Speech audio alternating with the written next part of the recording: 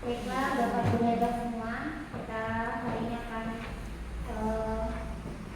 mendengarkan diseminasi budaya positif yang akan disampaikan oleh Ibu Dewi Karisma Nanda, CGP Angkatan 11 tahun 2024 Kabupaten Banjarmasin Provinsi Sumatera. Adapun susunan acara di seminasi budaya positif kita ini, yang pertama yaitu pembukaan dengan melafazkan lafaz basmalah. Bismillahirrahmanirrahim. Yang kedua, kita akan menyanyikan lagu Indonesia Raya. Kepada Bapak Ibu hebat semuanya, kita berdiri. Kepada Ibu Nisa, kalau memimpin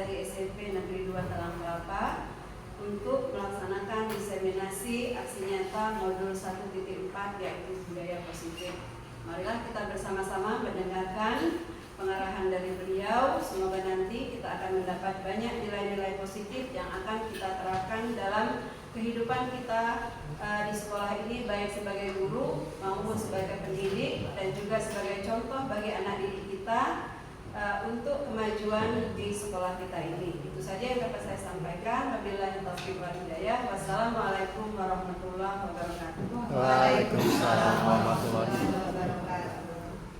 Baik, terima kasih Ibu Kepala Sekolah telah menyampaikan kata sambutan yang sederhana. Untuk selanjutnya acara yang keempatnya yaitu penyampaian budaya positif oleh calon guru penggerak angkatan 11 Ibu Tri Karisma Nanda SPD.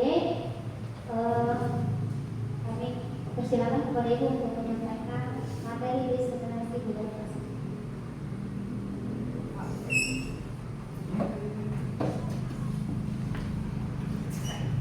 Wabarakatuh. Waalaikumsalam warahmatullahi wabarakatuh. Apa kabarnya Bapak Ibu guru hebat? Baik. Saya semangat. Kita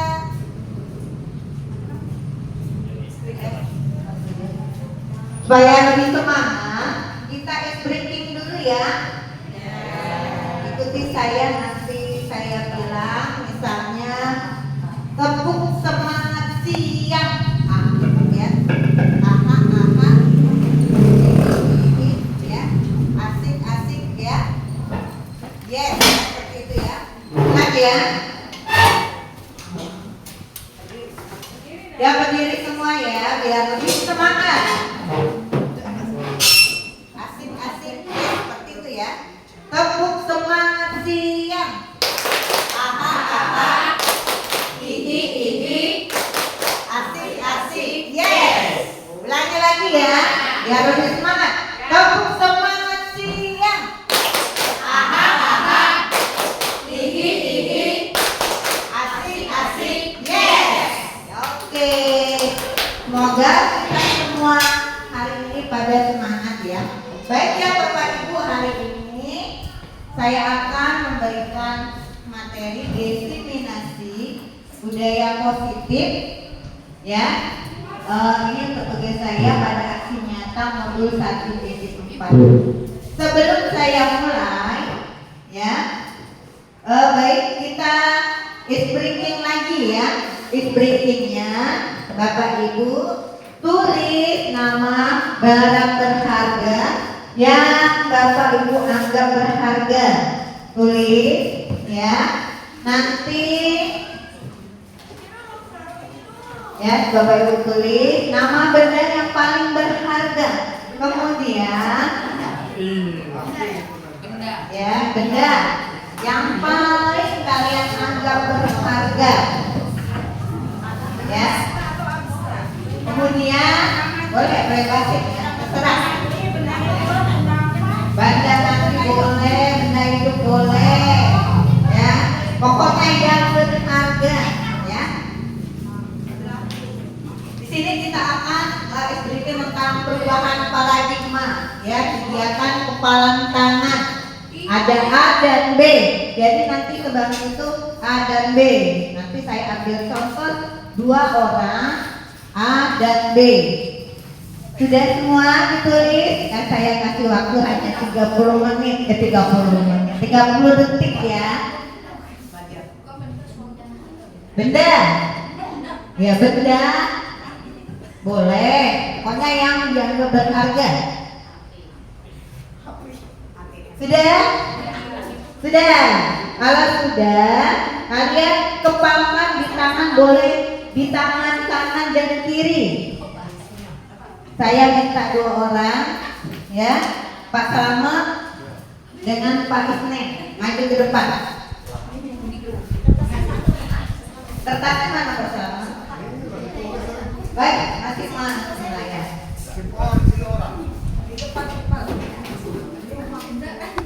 Ya.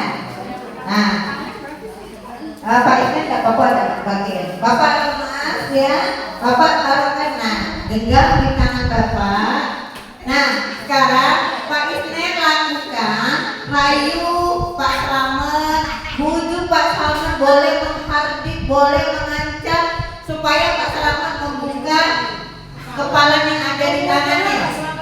Ya, ya, boleh dengan merayu, mengancam, menghardik atau pokoknya segala upaya Pak Isnen supaya Pak Slamet membukanya. Apakah Pak Slamet bisa membuka atau tidak? Seperti itu. Coba. Ya. Pak, Bapak itu ganteng. Keren. Ya. Tanya Bapak nanti dengar mau apa ya? Langsung buka. Oh. Oh jangan. Ada Bapak ganteng nih. Ya sudah. Silakan duduk kembali ya. Jadi Pak Slamet tadi dibuka ya. Seharusnya barang berharga kan tidak boleh ada yang tahu. Tapi dia Pak Isnen sudah menggunakan segala upaya merayu Pak Slamet sehingga Pak Slamet membuka kepala yang ada di tangannya. Nah, ya dari segi breaking ini kira-kira apa yang bisa kita ambil? Pak Slamet mudah terpengaruh. Ya, apa lagi kira-kira? Apa kita lihat ya. Nah, di sini apakah Anda atau B membuka kepalan tangan Anda? Mengapa? Apa alasan Anda atau B membuka kepalan tangan Anda? Tadi di sini Pak Salamat membuka ya. Setelah dirayu dengan kata cakep ya. Apa diberi IS? Ya. Nah, kita sendiri. Nah, di sini kita bisa simpulkan kita sendiri yang memegang kontrol atas kepala tangan kita. Apakah kita membuka atau menutup kepala tangan kita itu tergantung pada diri kita masing-masing, ya. Nah, sesuai dengan kebutuhan dasar kita saat itu. Jadi maksudnya kesimpulannya, ini apa kesimpulannya gitu? Jadi yang bisa mengontrol diri kita sendiri itu adalah diri kita sendiri. Jadi Pak Salamat bisa tidak mengontrol tadi?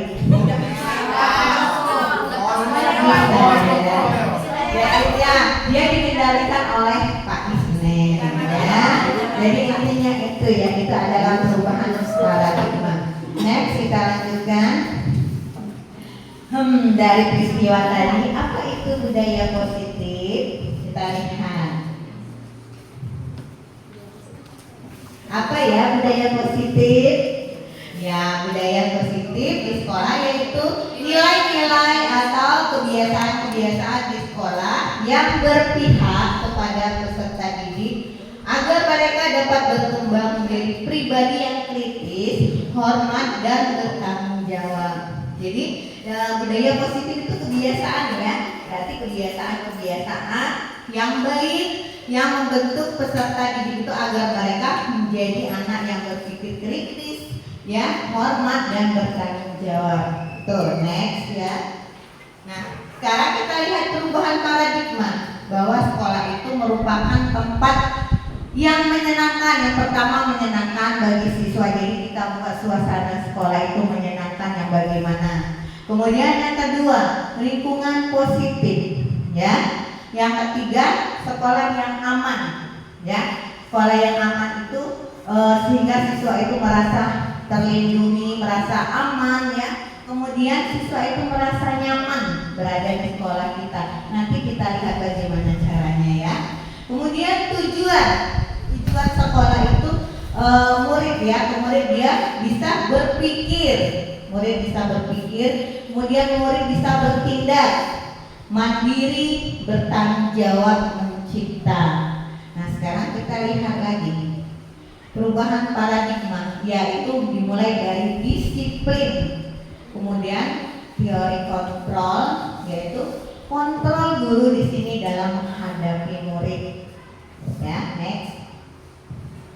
Nah, kita lihat di sini perubahan paradigma teori kontrol. Ini diambil dari Dr. William Glasser dalam kontrol teori yang kemudian hari berkembang dan dinamakan Swiss Theory, yaitu meluruskan beberapa miskonsepsi tentang makna kontrol.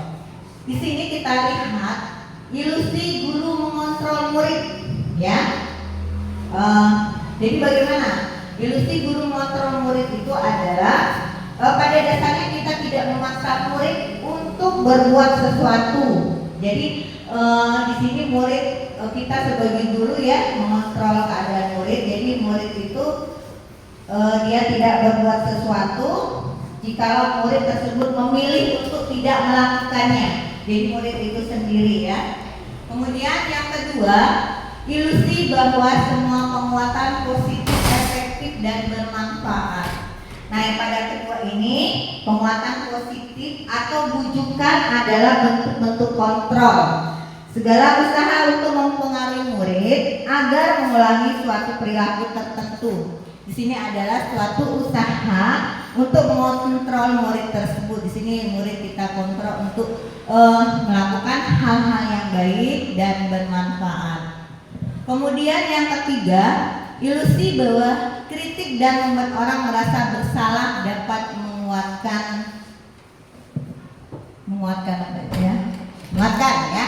karakter. Di sini ya, ilusi bahwa kritik dan membuat orang merasa bersalah dapat menguatkan karakter. Nah, di sini dia menggunakan kritik dan rasa bersalah untuk mengontrol murid menuju pada identitas gagal. Mereka belajar untuk merasa buruk tentang diri mereka. Mereka mengembangkan teori dialog diri yang negatif. Ya, kadang kata sulit bagi guru untuk mengidentifikasi bahwa mereka sedang melakukan perilaku itu karena seringkali guru cukup menggunakan suara halus untuk menyampaikan pesan negatif. Yang keempat yaitu ilusi bahwa orang dewasa memiliki hak untuk memaksa. Ya, di sini banyak orang dewasa yang percaya bahwa mereka memiliki tanggung jawab untuk membuat murid-murid berbuat hal-hal tertentu. Apapun yang dilakukan dapat diterima selama ada sebuah kemajuan berdasarkan sebuah pengukuran kinerja. Kita lihat dulu juga ya, pada saat itu orang dewasa akan menyadari bahwa perilaku memaksa tidak akan efektif, jadi kita tidak boleh memaksa di sini ya perilakunya. Next, kita lanjutkan. Di sini kita lihat ada perubahan paradigma stimulus respon atau teori kontrol. Siapa sesungguhnya yang memiliki kontrol? Sini kita lihat ada stimulus respon dan teori kontrol. Kalau pada stimulus respon, kita mencoba mengubah orang agar berpandangan sama dengan kita. Apakah bisa? Tidak bisa kan? Ya. Nah, di sini ada teori kontrolnya. Kita berusaha memahami pandangan orang lain tentang dunia, ya. Kemudian stimulus respon, perilaku buruk dilihat sebagai suatu kesalahan, benar? Tidak ya. Jadi kalau pada teori kontrol, semua perilaku memiliki tujuan, ya. Kemudian yang ketiga, orang lain bisa mengontrol saya. Tidak, ya. Hanya Anda yang bisa mengontrol diri Anda, seperti Pak Salman tadi ya. Jadi dia tidak bisa mengontrol dirinya, ya. Jadi dia tidak bisa mengontrol dirinya sendiri. Dengan menunjukkan rayuan tadi dia sudah tergoda, ya. Selanjutnya yang keempat, pemaksaan ada pada saat bujukan gagal. Ya, kalau pada teori kontrol adanya kolaborasi dan konsensus menciptakan pilihan-pilihan baru. Ya. Kemudian pada stimulus respon itu model berpikir menang kalah, ya. Tapi pada teori kontrol model berpikir menang, ya. Nah, itu perubahan paradigma stimulus respon teori kontrol. Lanjutkan. What is discipline? Selanjutnya ya, sampai sini dulu paham kira-kira? Paham ya? What is discipline? Kita lihat apa itu disiplin, ya. Ketika mendengar kata disiplin, apa kira-kira yang terbayang di benak Anda? Kebanyakan orang akan menghubungkan kata disiplin, ya, dengan kata tertib, teratur, dan kepatuhan pada peraturan. Kata disiplin juga sering dihubungkan dengan hukuman, padahal itu sungguh berbeda. Karena belajar tentang disiplin positif tidak harus dengan memberi hukuman. Justru itu adalah salah satu alternatif terakhir dan kalau perlu tidak digunakan sama sekali. Jadi di sini untuk menertibkan disiplin maksudnya tidak perlu kita menggunakan hukuman, ya. Tapi ya justru itu adalah suatu upaya alternatif dan kalau perlu tidak digunakan sama sekali. Jadi untuk menertibkan disiplin sebenarnya kita tidak boleh menggunakan kata hukuman, ya. Paham ya? Selanjutnya, menurut Ki Hajar Dewantara, di mana ada kemerdekaan, disitulah harus ada disiplin yang kuat. Sungguh pun disiplin itu bersifat self-disiplin, yaitu kita sendiri yang mewajibkan kita dengan sekeras-kerasnya. Tetapi itu sama saja. Sebab jikalau kita tidak cakap melakukan self-disiplin, wajiblah penguasa lain mendisiplin diri kita. Dan peraturan demikian itulah harus ada di dalam suasana yang merdeka. Dikutip dari Ki Hajar Dewantara, Pemikiran Konsepsi Teladanan Sikap Merdeka, cetakan kelima 2003 halaman 417. Jadi sini maksudnya disiplin itu kuat ya. Buku disiplin itu bersifat kita sendiri mewajibkan dan dengan sekeras-kerasnya, tapi itu sama saja. Sebab jikalau kita tidak cakap melakukan self disiplin, wajiblah masalah yang mendisiplin diri kita, ya. Kita lanjutkan. Nah, disiplin kita simpulkan dari pendapat Hajar Dewantara juga, dan pengertian secara umum adalah kemampuan memerintah diri sendiri dalam mengontrol dan menguasai diri untuk memilih tindakan yang mengacu pada nilai-nilai yang kita hargai dengan penuh tanggung jawab tanpa terperintah oleh orang lain. Jadi intinya disiplin itu ada dalam diri kita sendiri. Kita tidak diperintah oleh orang lain. Misalnya kalau kita mau pergi tepat waktu, dari dalam diri kita aku harus tepat waktu tanpa diperintah oleh orang lain. Kamu besok harus tepat waktu datang misalnya, ya. Seperti itu. Jadi disiplin itu ada dalam diri kita sendiri ya Pak Salman, ya. Tapi ya tanpa ada paksaan dari orang lain, ya. Paham ya Pak Salman? Next kita lanjutkan. Di sini kita lihat teori motivasi perilaku manusia. Apakah saya terlalu cepat? Tidak, ya. Tidak. Di sini kita lihat teori motivasi perilaku manusia itu terbagi menjadi dua, yaitu adanya motivasi eksternal dan motivasi internal. Kalau X itu berarti berasal dari luar, ya. Kalau ini dari dalam, ya. Nah, motivasi eksternal itu untuk menghindari ketidaknyamanan atau hukuman. Misalnya dalam pertanyaan, apa yang akan terjadi jika saya tidak melakukannya? Ya. Kemudian untuk mendapatkan imbalan dari orang lain. Apa yang akan saya dapatkan ketika saya melakukannya? Jadi disiplin apakah untuk mendapatkan imbalan dari orang lain? Kemudian motivasi internal, ya, yaitu untuk menghargai diri sendiri. Saya akan menjadi orang seperti apa jika saya melakukannya. Jadi di sini untuk menghargai diri sendiri, ya kita sendiri yang bisa menghargai diri kita. Ya, kita mau senang-senang, kita mau apa-apa, ya. Jadi kita sendiri yang menghargainya. Saya akan menjadi orang seperti apa jika saya melakukannya. Ya, bagaimana Bapak-Bapak Ibu? Kira-kira? Pak?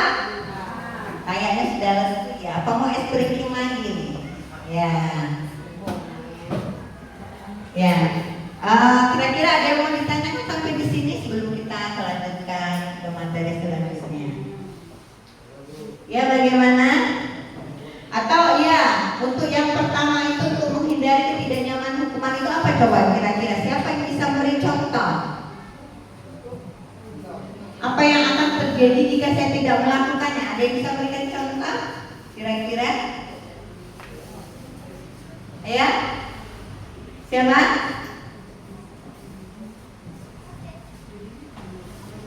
Apa yang akan terjadi jika saya tidak melakukannya? Akan mendapat hukuman. Ada lagi yang bisa beri contoh yang lain? Mendapat sanksi, apa lagi?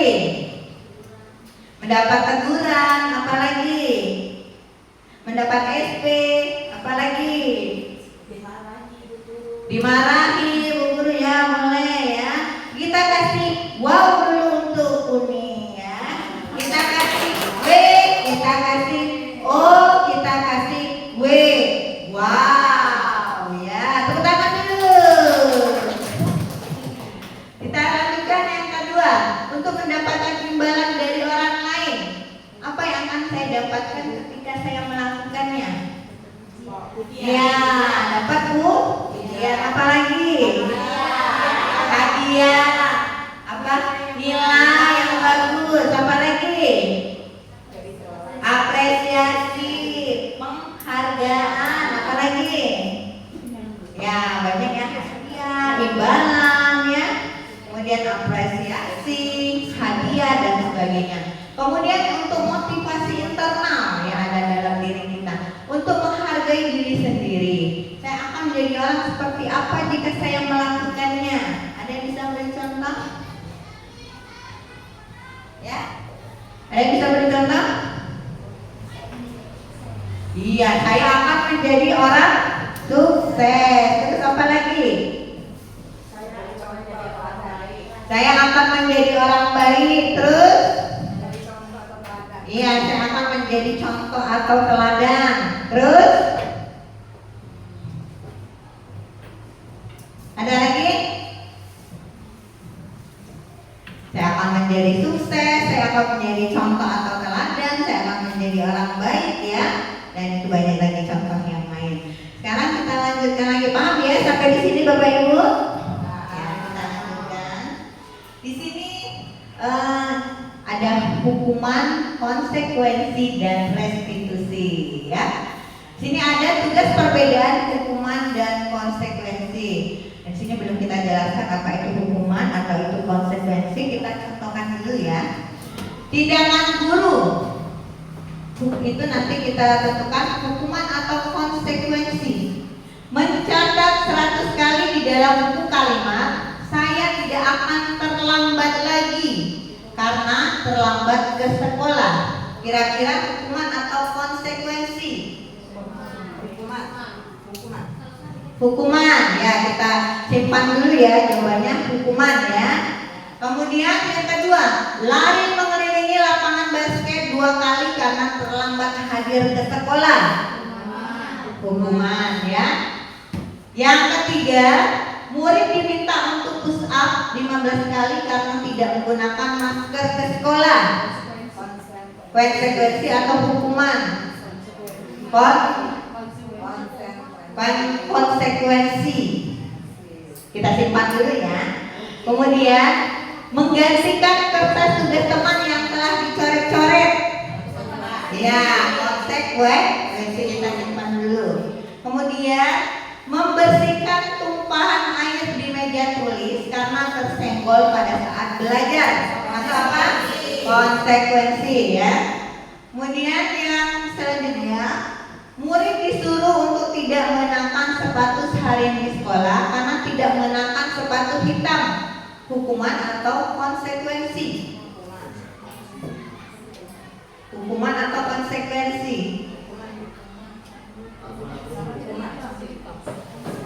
Konsekuensi. Ya, kita simpan dulu ya. Lari mengelilingi lapangan basket 2 kali karena terlambat 10 menit untuk pelajaran PJOK. Hukuman konsekuensi. Ya, sekarang kita lihat bagaimana jawabannya. 1, 2, 3. Ya. Yang pertama, mencatat 100 kali di dalam buku kalimat, saya tidak akan terlambat lagi karena terlambat ke sekolah. Itu termasuk hukuman. Karena siswa kita suruh mencatat 100 kali kan hukuman itu. Ya. Ya.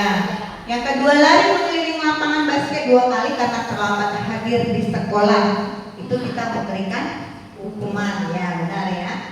Kemudian yang ketiga, murid diminta untuk push up 15 kali karena tidak menggunakan masker ke sekolah. Ya, termasuk hukuman. Ya, karena kan masker itu sudah peraturan pada waktu Covid kemarin kita harus menggunakan masker untuk menjaga kesehatan ya. Jadi hukuman. Kemudian menggantikan kertas tugas teman yang telah dicoret-coret itu konsekuensi karena sudah sepakat ya harus tanggung jawab karena itu ya, jadi konsekuensinya harus tanggung jawab karena telah mencoret-coret kertas tugas temannya. Kemudian membersihkan tumpahan air di meja tulis karena tersenggol pada saat belajar, termasuk konsekuensi ya, karena dia bertanggung jawab terhadap apa yang telah dilakukannya ya. Selanjutnya, murid disuruh untuk tidak mengenakan sepatu seharian di sekolah karena tidak mengenakan sepatu hitam. Hukuman karena dia telah kenapa dia diberi hukuman?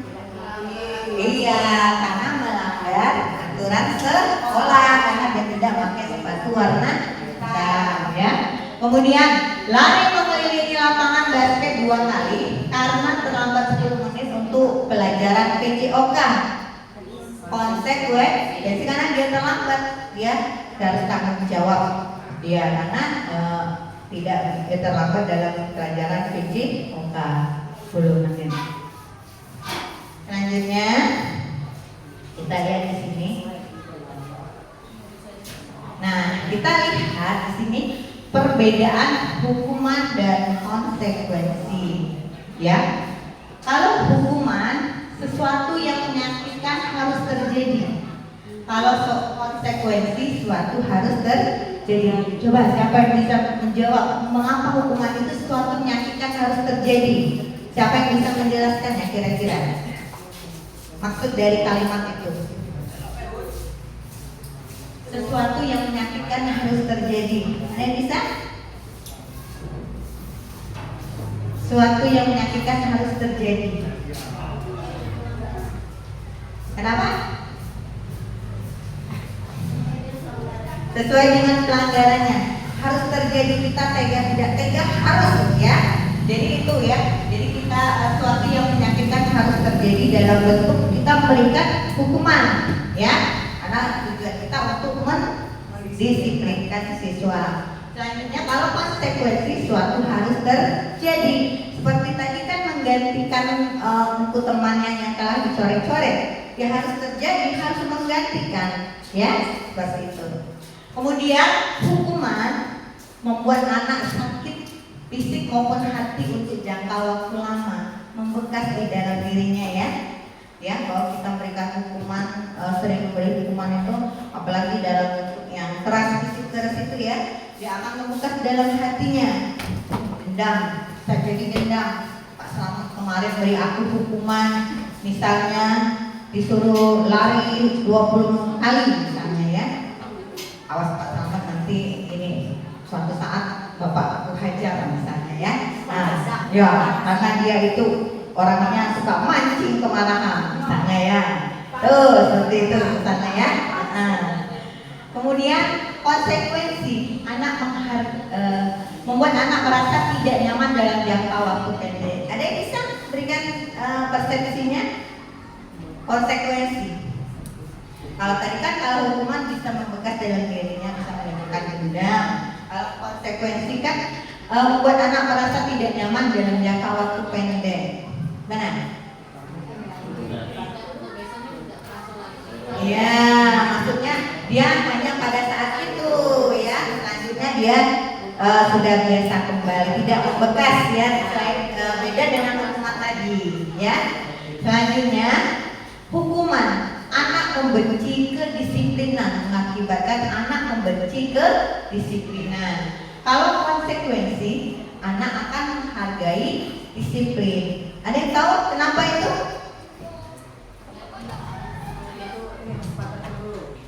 Ya, ya kalau dia membenci kedisiplinan itu kan dia jadinya ya karena itu aku jadi dapat hukuman misalnya karena terlambat tadi kan disiplinnya karena kan disiplin harus datang tepat waktu kan.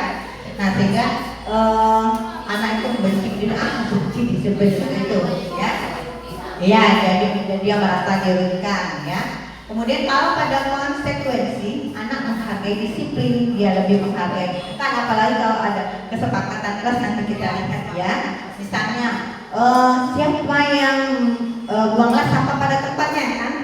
Ya, kita sepakat membuanglah sampah pada tempatnya. Kalau anak tidak membuang sampah pada tempatnya, dia tidak menghargai keyakinan kelas tadi ya.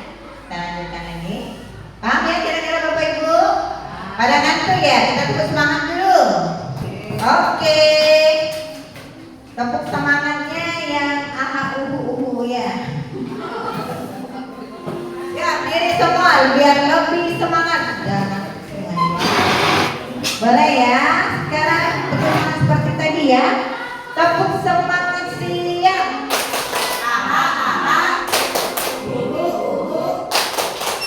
Asik, yes. Oke, terima kasih. Silakan duduk kembali. Kita lanjutkan. Kemudian hukum hukuman.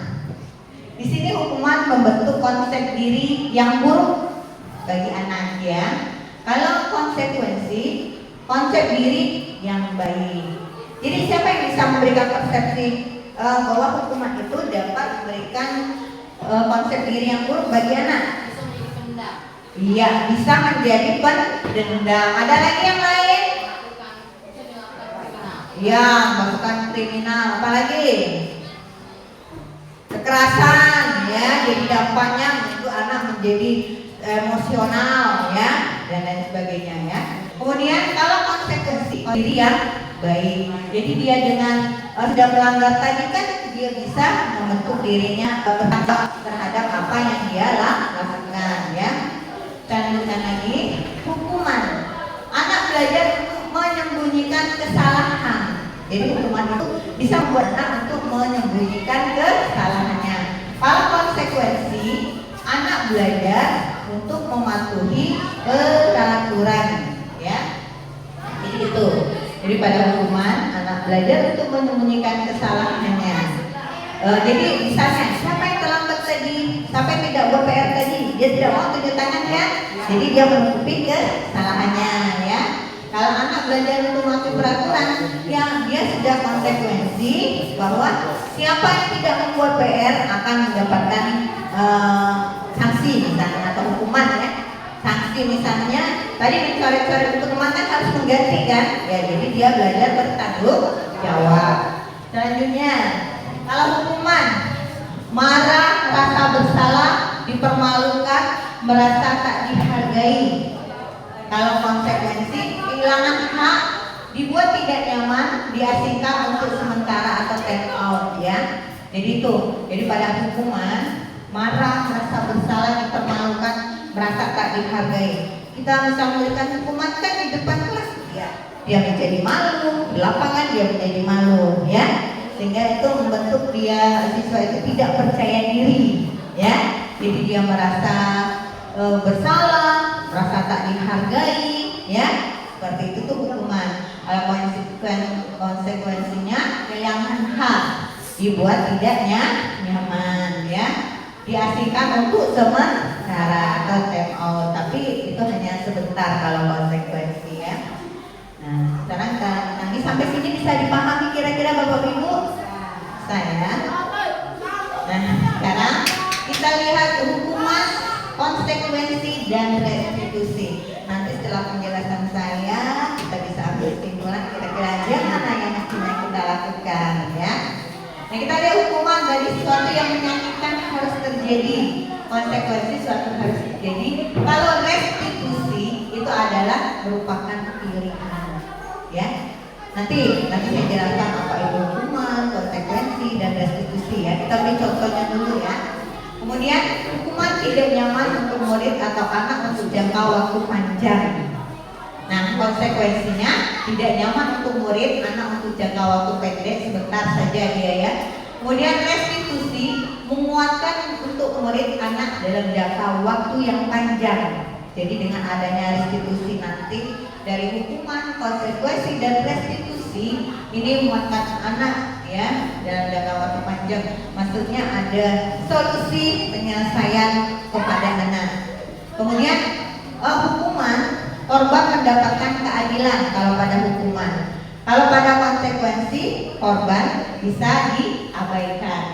Restitusi, korban mendapatkan ganti, ya. Di sini pada hukuman korban mendapatkan keadilan, ya tadi karena sudah dihukum tadi mungkin nanti dia akan mendapatkan keadilan, konsekuensi korban bisa diabaikan, ya.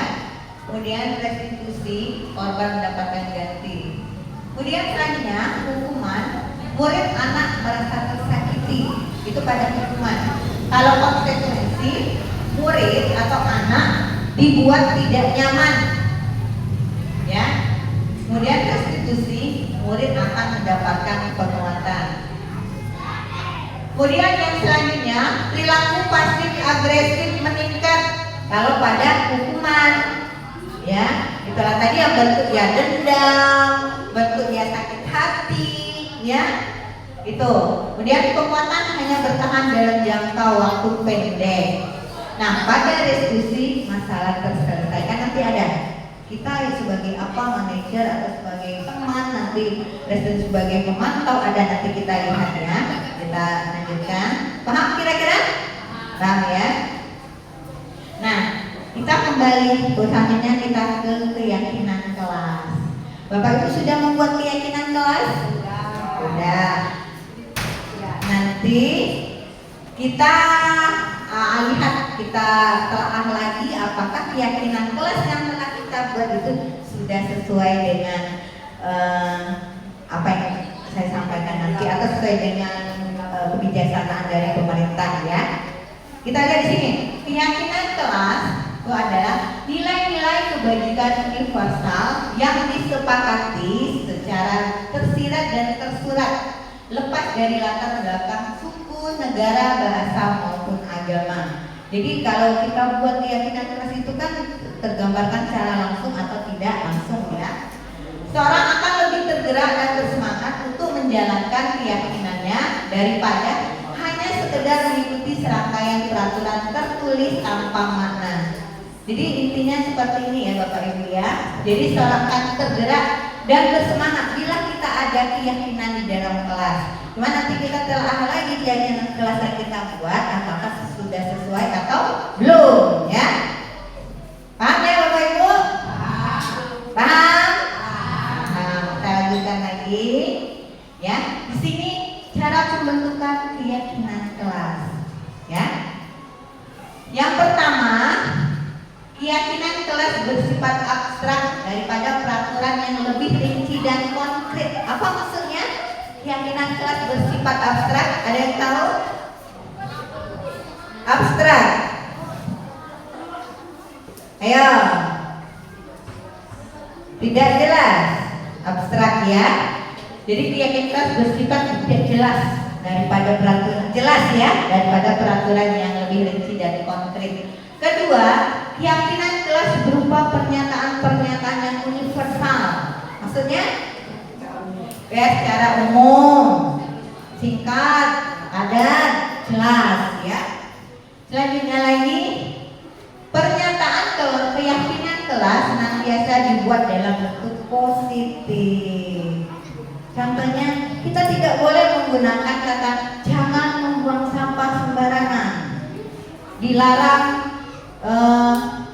membuat PR dalam kelas misalnya. Kita tidak boleh menggunakan kata-kata yang negatif. Jadi buanglah sampah pada tempatnya, misalnya ya. Ya buatlah PR di rumah misalnya ya. Jagalah ketertiban di kelas. Nah seperti itu. Jadi kita harus menggunakan kata-kata yang positif. Paham Bapak Ibu? Nanti kita telah lagi ya. Selanjutnya, keyakinan kelas hendaknya tidak terlalu banyak sehingga mudah diingat dan dipahami. Jadi tidak boleh panjang-panjang, singkat, padat, jelas. Ya, ringkasannya singkat ya, harus singkat. Misalnya, buanglah sampah pada tempatnya atau tanggung jawab. Misalnya saling menghargai atau menghormati. Seperti itu saja. Nanti keyakinan ya. Selanjutnya, semua warga kelas sebaiknya ikut berkontribusi dalam membuat kegiatan kelas lewat curah pendapat. Ya, dalam membuat keyakinan kelas itu harus ada kesepakatan bersama. Jadi kita sebagai wali kelas tidak boleh, misalnya anak-anak keyakinan kelas kita yang pertama ini, misalnya ya, yang kedua ini. Jadi harus anak dari ide anak sendiri yang membuat keyakinan kelasnya, karena mereka yang akan melaksanakannya. Nah setelah itu kita sebagai wali kelas harus menyepakatinya. Kita sepakati bersama-sama bagaimana anak-anak tentang keyakinan kelas yang dibuat tadi misalnya ya. Apakah kita sepakat? Sepakat, begitu ya. Selanjutnya, bersedia meninjau kembali keyakinan kelas dari waktu ke waktu. Maksudnya gimana? Ya bisa diubah, bisa diperbaiki ya, bisa direvisi ya, benar sekali ya. Kita lanjutkan Bapak Ibu guru hebat ya. Saya kirim video dalam papan kita lanjutkan. Nah sekarang ada peraturan dan keyakinan kelas. Kita main lagi sekarang ya. Selalu kembalikan buku ke tempatnya. Keyakinan kelasnya apa kira-kira? Selalu kembalikan buku ke tempatnya.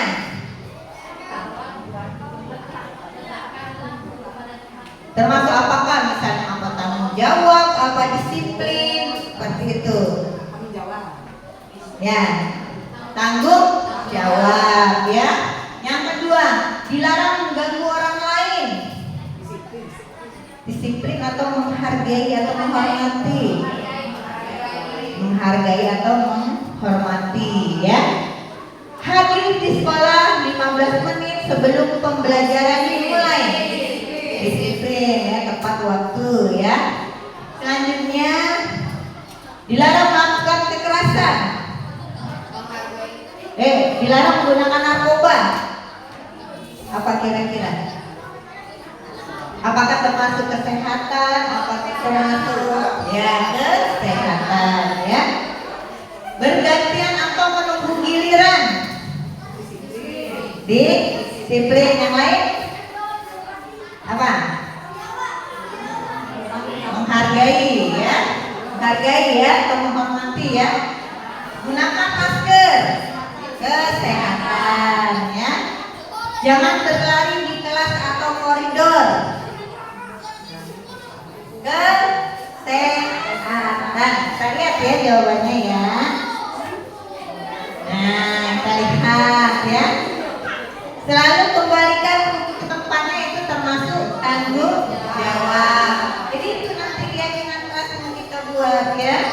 Dilarang mengganggu orang lain, menghormati orang lain atau diri sendiri. Selanjutnya, hadir di sekolah 15 menit sebelum pembelajaran dimulai. Menghormati orang lain atau komitmen pada tujuan atau berkomitmen ya. Selanjutnya, dilarang melakukan kekerasan, termasuk dalam keselamatan, menghormati orang lain. Kemudian bergantian atau menunggu giliran, ya menghormati orang lain atau kesabaran ya. Selanjutnya, gunakan masker. Ya, termasuk kesehatan atau keselamatan. Jangan berlari di kelas atau koridor.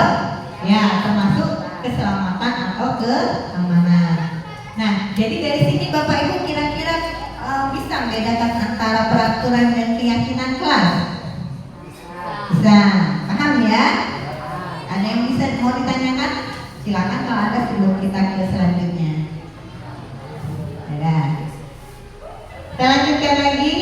Di sini ini ada contoh membuat kesepakatan kelas. Komitmen, tanggung jawab, saling menghargai, jujur dan peduli. Itu saja kita memberi membuat keyakinan kelasnya. Ya, jadi mulai dari sekarang kita revisi lagi, kita perbaiki lagi keyakinan kelas kita yang ada di dalam kelas. Ya, paham Bapak Ibu? Ya, paham ya. Kita lanjutkan lagi.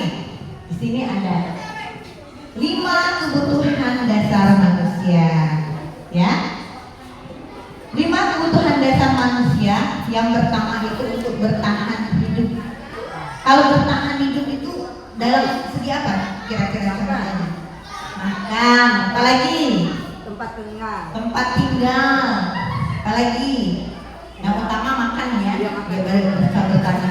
Kalau kita tidak makan, maka kita tidak bisa bertahan hidup ya.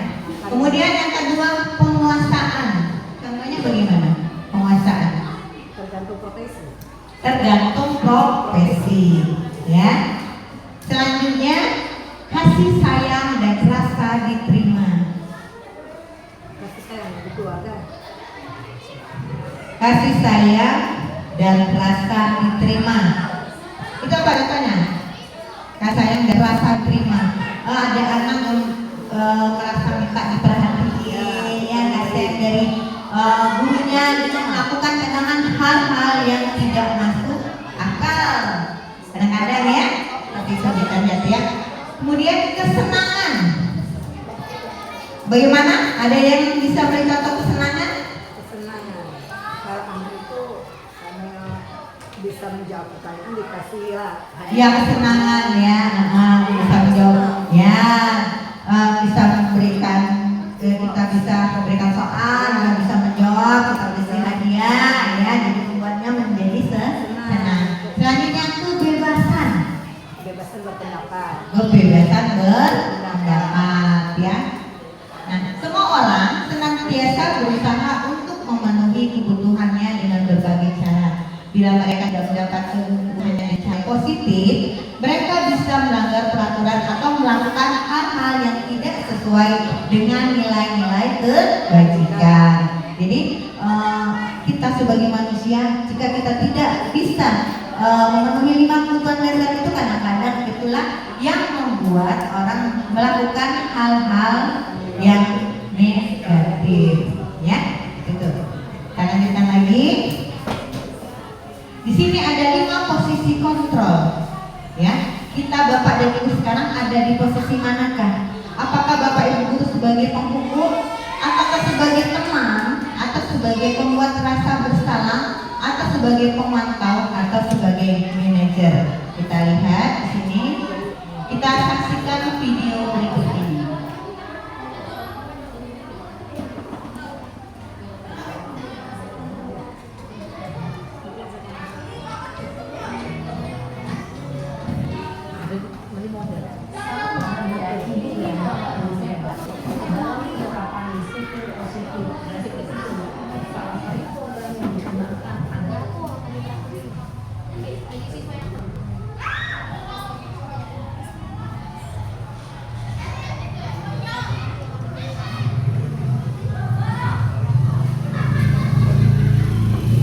Posisi kontrol yang mana? Kita lihat Bahagia Ibu dan Bapak Guru hebat. Dalam penerapan disiplin positif restitusi, salah satu program yang dikembangkan adalah 5 posisi kontrol. 5 posisi kontrol dalam restitusi adalah proses perjalanan seorang pendidik agar dapat mengenali dirinya. Pada video kali ini, kita akan membahas tentang 5 posisi kontrol yang dikembangkan oleh Diane Goshen dan contoh penerapannya.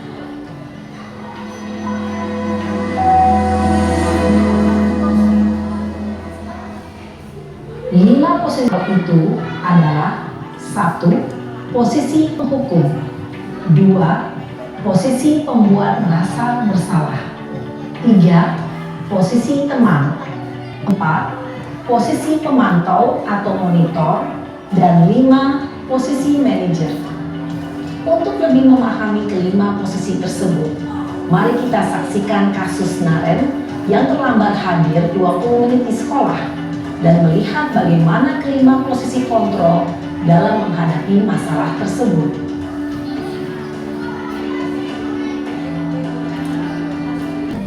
Guru sebagai posisi penghukum, kita lihat.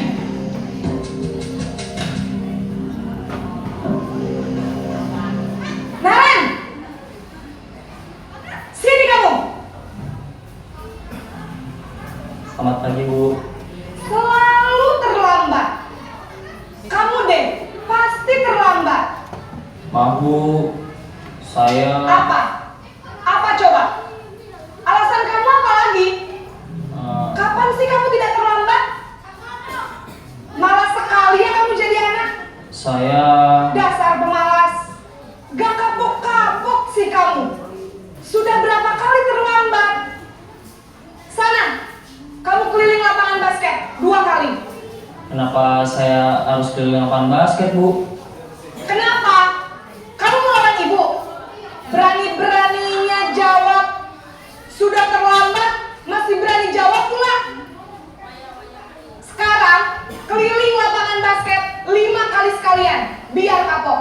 Cepat, pergi sana ke lapangan basket.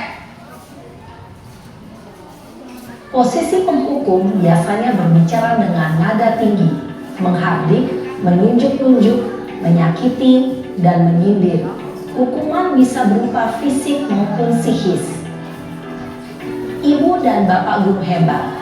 Dampak yang terjadi pada murid ketika guru berada pada posisi penghukum adalah murid cenderung akan memberontak, bahkan menyimpan dendam.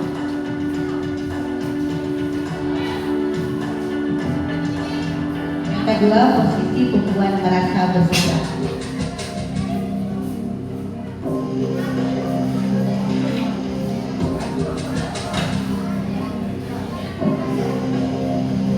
Naren!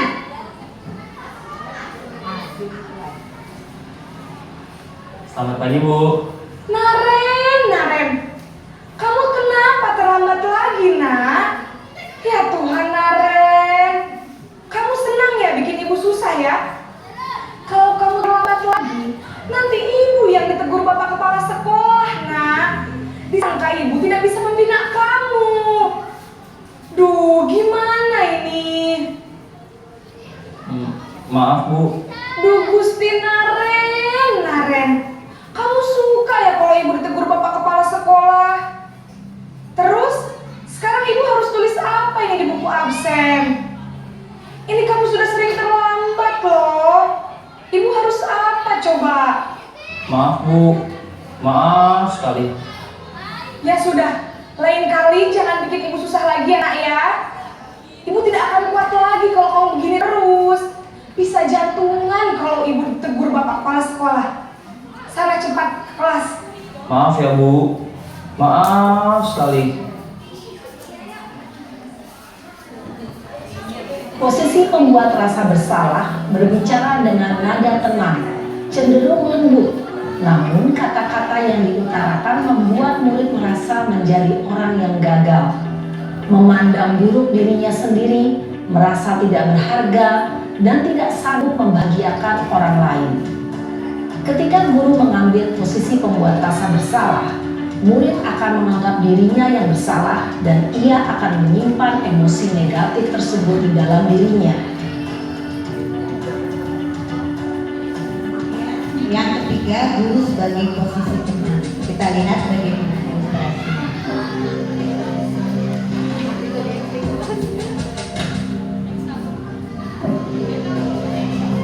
Naren!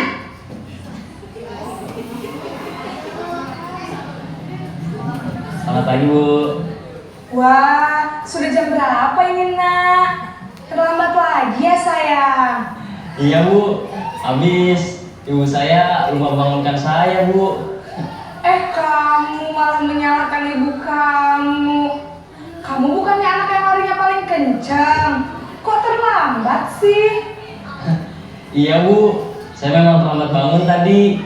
Jadi, biarpun saya lari kencang, tetap gak kekejar, Bu. Ya sudah sana. Nanti lain kali larinya lebih kencang lagi ya. Biar gak terlambat lagi. Bikin seneng ibu. Demi ibu. Bisa kan? Bisa lah, Bu. Ya sudah sana masuk kelas. Ibu beresin urusan absen kamu. Kamu ini ada-ada saja. Dalam posisi teman, guru berbicara dengan nada suara ramah, akrab, cenderung bersenda gurau untuk menjaga suasana tetap santai. Murid akan merasa senang, aman, dan akrab dengan guru. Identitas yang tercipta adalah identitas sukses atau berhasil. Namun, perlu diingat, karena ini masih dorongan eksternal, maka ada faktor ketergantungan dari murid kepada orang tertentu. Di sini guru absennya, sehingga di lain waktu murid bisa berperilaku baik, namun hanya kepada orang-orang tertentu saja. Yang keempat, guru sebagai posisi pemantau atau monitor.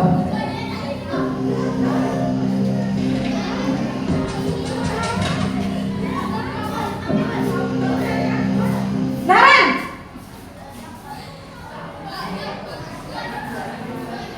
Selamat pagi, Bu. Naren, apa peraturan sekolah kita tentang jam berapa kita harus masuk sekolah, nak? Kita harus di sekolah jam 7, Bu. Iya betul, sekarang sudah jam 7.20. Naren sudah tahu konsekuensinya jika terlambat hadir. Paham, Bu. saya harus tinggal kelas pas jam istirahat selama 20 menit. Iya benar, konsekuensinya demikian. Jadi nanti jam 9.30 pas istirahat, kamu harus tinggal di kelas, kerjakan tugas tambahan untuk ketertinggalan kamu, ya? Baik, Bu. Posisi pemantau mengandalkan penghitungan atau data untuk mengontrol murid. Guru mengarahkan murid berdasarkan peraturan dan konsekuensi. Seorang pemantau menunjukkan bahasa tubuh dan ekspresi wajah yang datar dan cenderung formal. Selanjutnya yang kelima yaitu guru sebagai posisi manajer. Kita lihat.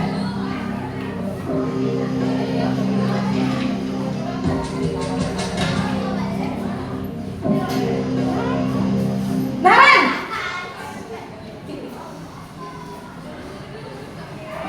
Selamat pagi, Bu. Selamat pagi, Naren. Maaf, Bu. Saya terlambat.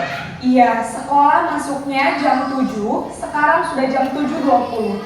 Jadi sekarang bagaimana ini, Naren? Maaf, Bu. Saya lupa setel alarm saya semalam. Baiklah, menurut kamu, keyakinan sekolah yang mana yang perlu kamu tingkatkan? Menghargai diri sendiri dan orang lain mungkin ya, Bu. Setuju. Jadi, apakah Naren meyakini prinsip saling menghormati tersebut? Iya, Bu. Saya meyakininya. Apakah Naren bersedia memperbaiki masalah keterlambatan ini? Bersedia, Bu. Bagaimana kamu akan memperbaiki masalah keterlambatan ini? Saya akan coba untuk tidak lupa menyetel alarm saya, Bu. Baik, kalau Naren lupa menyetel alarm di rumah, ada orang yang kira-kira bisa bantu mengingatkan tidak? Ada, Bu. Kakak saya, Kak Emma. Ada lagi selain Kak Emma?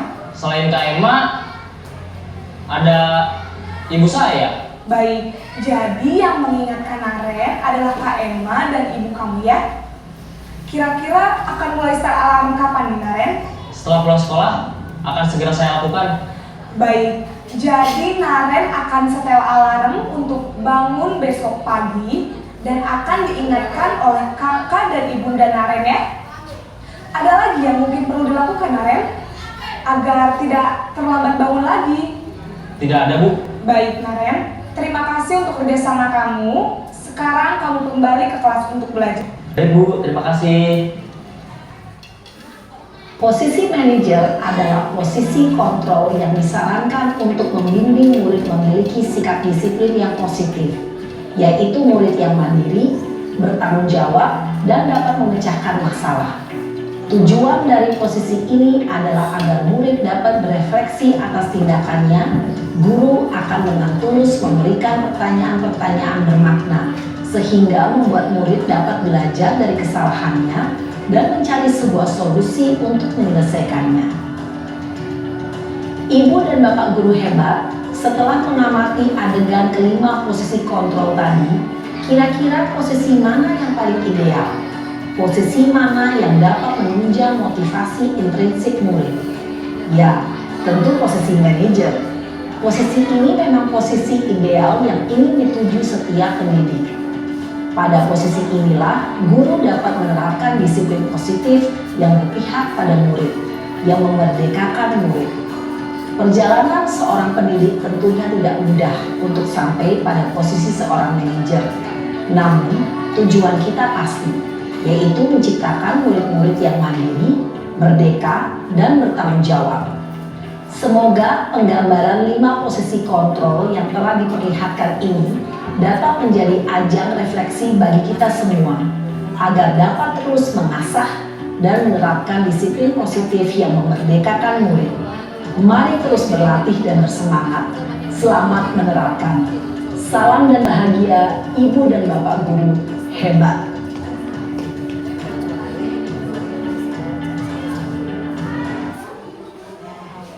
Berdasarkan video tadi, kira-kira Bapak Ibu kita ada di posisi mana, terus posisi mana yang ideal yang harus kita lakukan mulai dari sekarang.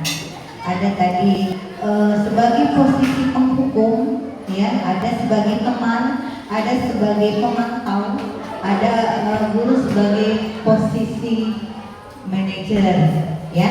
Nah, kita lihat tadi contoh video itu yang paling tepat yang kita berpihak kepada murid dan memerdekakan murid itu adalah yang posisi manajer. Sepakat? Sepakat. Kita lanjutkan di sini, ya. Di sini ada 5 proses kontrol tadi, penghukum harus menunjuk tadi ya, itu sebagai penghukum. Kalau pembuat merasa bersalah, berceramah dan mengatakan seharusnya ibu kecewa terhadap tingkah laku kamu misalnya ya, kemudian membuat alasan-alasan untuk muridnya, menghitung kalau pemantau menghitung dan mengukur, manajer mengajukan pertanyaan-pertanyaan. Pada manajer ini kita mencarikan solusi kepada anak yang membuat kesalahan ya, jadi kita cari solusinya sehingga mereka itu tidak terlambat lagi kalau dia misalnya terlambat ya. Kemudian pada motivasinya guru berkata, kalau kamu tidak melakukannya awas ya, rasakan itu guru sebagai penghukum. Saya rasa sudah jelas ini ya. Kita lanjutkan lagi. Kemudian motivasi eksternal, identitas gagal, guru berbuat. Nah, guru berbuat penghukum, menghardik, menunjuk-nunjuk, menyakiti dan menyindir ya. Kemudian membuat orang merasa bersalah, berceramah, menunjukkan kekecewaan yang mendalam. Sebagai teman, membuatkan alasan-alasan untuk muridnya. Sebagai pemantau, menghitung dan mengukur. Manajer mengajukan pertanyaan-pertanyaan. Kemudian motivasi, guru berkata kalau pada penghukum, kalau kamu tidak melakukannya, saya akan memberikan hukuman seperti itu ya. Kamu sudah mengecewakan ibu bapak. Selanjutnya lakukan untuk bapak ibu ya. Sudah, nanti bapak ibu bantu bereskan. Selanjutnya sebagai pemantau, apa peraturannya, apa konsekuensinya, apa sanksinya, apa yang telah kamu lakukan, apa yang terjadi sekarang. Kemudian sebagai manajer, apa yang kita yakini, apa kamu yakini hal tersebut, jadi dicari solusinya antara guru dengan murid tersebut. Paham ya? Selanjutnya sini pernyataan-pernyataan, siapa yang mengatakannya. Saya kecewa sekali dengan kamu. Siapa yang mengatakan? Yaitu membuat orang merasa bersalah. Selanjutnya, kamu tidak pernah benar melakukannya. Yang paling terakhir itu adalah sebagai penghukum. Nah, kita segitiga restitusi sekarang. Proses menciptakan kondisi bagi murid untuk memperbaiki kesalahan mereka sehingga mereka bisa kembali pada kelompok mereka dengan karakter yang lebih kuat. Melalui restitusi, guru dapat membantu murid lebih memiliki tujuan disiplin positif serta memulihkan dirinya setelah berbuat salah. Ya. Kedua, membantu murid untuk jujur terhadap diri sendiri dan mengevaluasi dari dampak kesalahan yang dilakukan. Ketiga, memberikan penawaran bukan paksaan. Itu segitiga restitusi. Karena ini bentuknya ya. Pada segitiga restitusi itu ada validasi tindakan yang salah, menanyakan keyakinan, menstabilkan identitas. Pertama kita menstabilkan identitas dulu ya. Kita tanyakan pada siswa, setiap orang pasti pernah melakukan kesalahan, ibu juga pernah melakukan kesalahan ya. Jadi kita identitaskan dulu, stabilkan dulu identitasnya. Kamu bukan satu-satunya yang pernah melakukan ini. Nah itu tahapan yang pertama. Kemudian tahapan yang kedua, validasi tindakan yang salah. Adakah cara yang lebih efektif untuk mendapatkan apa yang kamu butuhkan? Kamu tentu punya alasan mengapa. Misalnya kamu sering datang terlambat, ya, jadi itu. Kemudian menanyakan keyakinan. Tadi kan kita sudah buat keyakinan kelasnya. Kita tanyakan nilai-nilai apa yang telah kita sepakati, misalnya ya. Kemudian kamu ingin menjadi orang seperti apa? Itu. Jadi efektif kita lakukan itu ada segitiga restitusi. Selanjutnya menstabilkan identitas tadi sudah ya, kemudian mengubah identitas anak dari orang yang gagal karena melakukan kesalahan menjadi orang yang sukses. Anak melanggar peraturan karena sudah mencari perhatian adalah anak sedang mengalami kegagalan. Kemudian validasi tindakan yang salah. Seorang guru akan memahami teori kontrol, pasti akan mengubah pandangannya dari teori stimulus, respon ke cara berpikir proaktif yang mengenali tujuan dari setiap tindakan yang kita tanyakan makanya ke anak. kenapa, apa yang bikin kamu terlambat misalnya, apa yang bikin kamu tidak buat PR ya, seperti itu. Selanjutnya menanyakan keyakinan. Ya, menanyakan keyakinan atas kesalahannya tadi. Siapa yang bisa beri contoh? Menanyakan keyakinan. Misalnya, ya, siapa yang bisa berikan contoh? Teori kontrol menyatakan bahwa kita pada dasarnya termotivasi secara internal. Ketika identitas sukses telah tercapai langkah 1 dan tingkah laku yang salah telah divalidasi, maka anak akan siap untuk dihubungkan dengan nilai-nilai dia percaya. Misalnya, kamu sudah melanggar apa kesepakatan yang telah kita buat, ya? Kan nanyakan identitas keyakinan ya. Iya Bu, saya telah melanggar keyakinan kelas tentang disiplin. Tuh ya.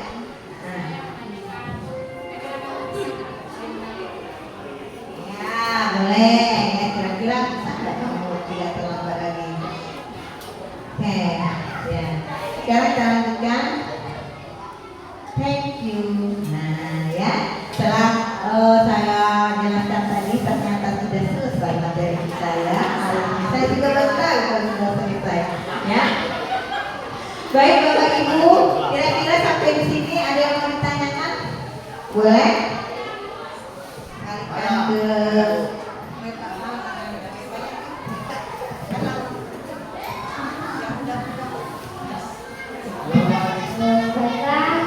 materi destinasi tadi telah disampaikan oleh Ibu Nanda dengan baik sekali dan berinteraksi dengan baik dengan teman-teman. Selanjutnya kita berdiskusi dan jawab tentang apa yang disampaikan oleh Ibu. Adakah yang mau memberikan pertanyaan? Terima kasih Bu Ika. Setelah saya mendengarkan penjelasan Bu Ika tentang teori kontrol ini, kita sebagai guru itu teori kontrol. Teori kontrol. itu tadi kita sebagai guru hendaknya menjadi guru itu yang baik itu sebagai penghukum atau sebagai manajer menurut Bu Ika. Terima kasih mungkin saja.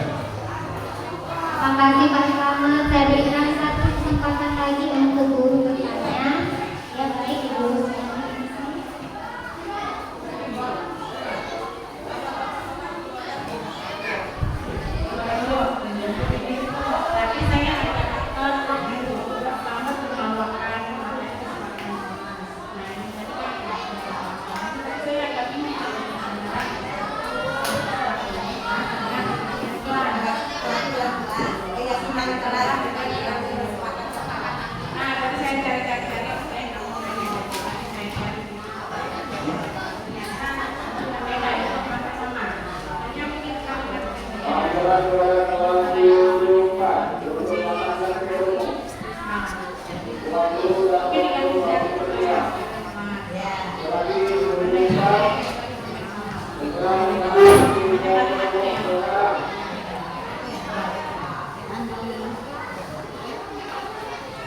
Baik, terima kasih Guru dengan permisi.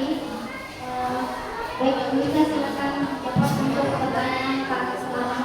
Baik ya, Pak Selamat, saya akan berusaha mencoba menjawab pertanyaan Pak Selamat tadi. Pertanyaannya, kita sebagai guru sebaiknya harus menggunakan posisi kontrol mana ya sebagai guru? Apakah sebagai penghukum atau sebagai manajer? Kita sebagai guru harus menggunakan posisi kontrol sebagai manajer, karena di situ antara guru dan murid itu harus ada solusi dalam penyelesaian masalahnya. Misalnya si Maren tadi terlambat, ya. Jadi kita tanya dulu mengapa kamu terlambat. Tiga restitusi tadi kan ada 3 ya.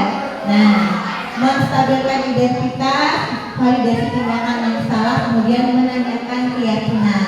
Jadi kita tanya dulu apa yang menyebabkan dia terlambat, kemudian bagaimana solusinya, ya, keyakinan apa yang telah dilanggar, ya.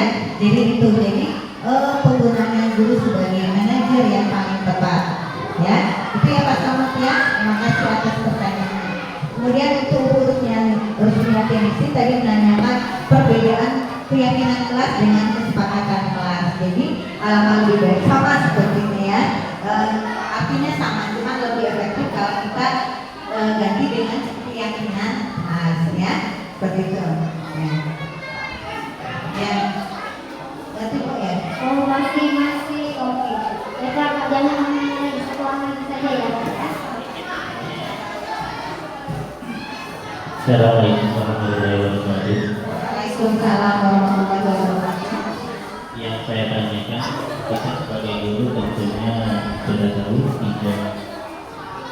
tiga peran, 5 peran ya posisi kontrol ya.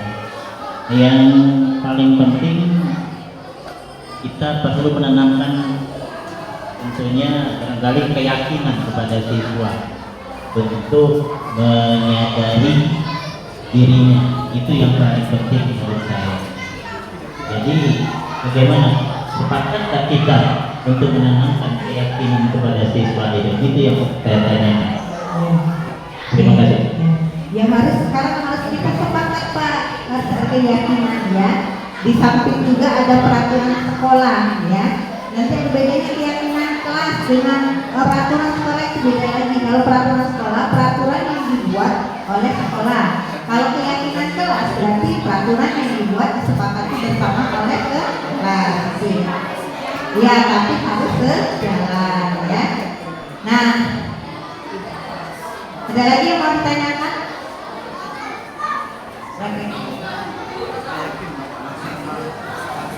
Baiklah, Bapak Ibu guru hebat, kita sudah sampai di refleksi dan kesimpulan. Sekarang kita refleksikan kegiatan kita hari ini. Apa refleksi kita? Ya, refleksi hari ini kira-kira Bapak Ibu tulis nanti di kertas statement ini. Bapak tulis apa yang Bapak Ibu dapatkan pada penyampaian budaya positif yang telah saya sampaikan.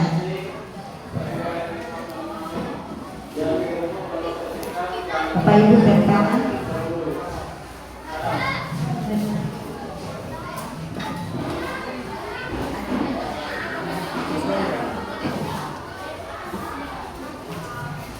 Buat refleksi tentang apa yang Ibu dapatkan dari pembelajaran hari ini, dituliskan, nanti ditempel di stiker, ditempel di depan.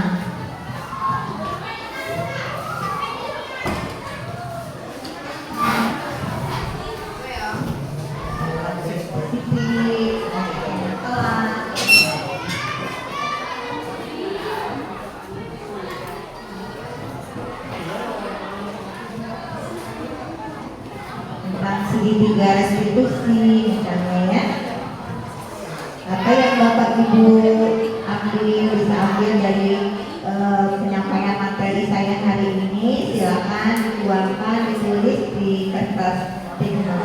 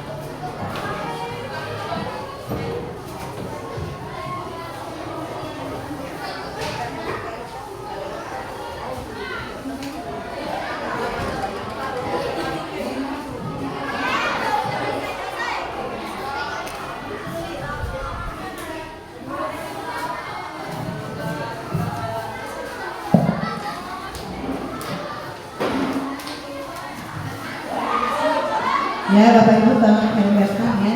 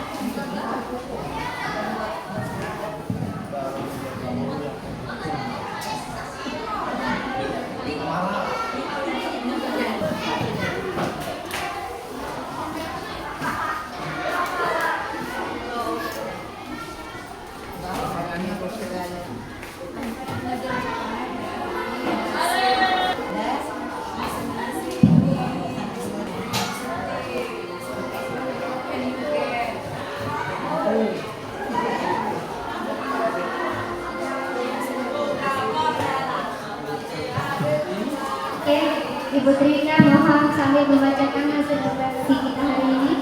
Baik ya, hasil refleksinya beragam ya. Nanti saya lihat dulu. Sini ada restitusi membantu murid menyelesaikan masalah sendiri dengan rasa tanggung jawab. Kemudian kita jangan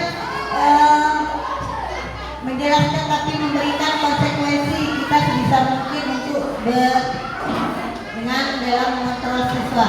Kita harus menjadi guru berpihak dengan murid, bukan penghukum. Kemudian budaya positif di sekolah memusatkan visi misi kebiasaan dan kegiatan-kegiatan yang terjadi di sekolah. Kemudian keyakinan kelas merupakan kesepakatan kelas yang diyakini bersama oleh guru dan siswa. Kemudian refleksi, kesepakatan disusun dan dikembangkan bersama antara guru dan murid.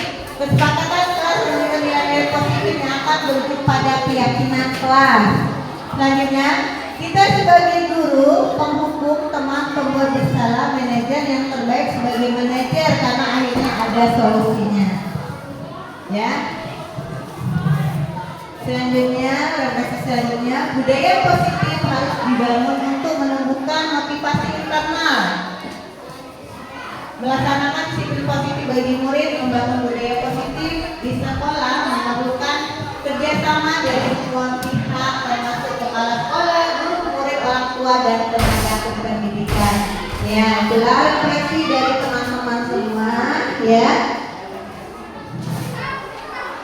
Teman-teman Dengan kesimpulan apa yang kita dapatkan dari ya, jadi kesimpulannya adalah bahwa kita sebagai guru harus sebagai manajer.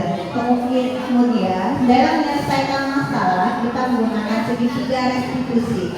Selanjutnya juga untuk menumbuhkan sikap disiplin positif harus adanya kolaborasi kerjasama antara semua warga sekolah. Kemudian kita harus mengadakan selalu revisi terhadap keyakinan kelas. Demikianlah kesimpulan materi yang bisa saya sampaikan pada hari ini. Oke, terima kasih Bu Tirta atas kesimpulan atas definisi dari budaya positif hari ini. Selanjutnya kita akhiri diseminasi budaya positif kita dengan melapaskan lapas tanggung. Alhamdulillah. Assalamualaikum warahmatullahi wabarakatuh. Waalaikumsalam warahmatullahi wabarakatuh. Saya secara pribadi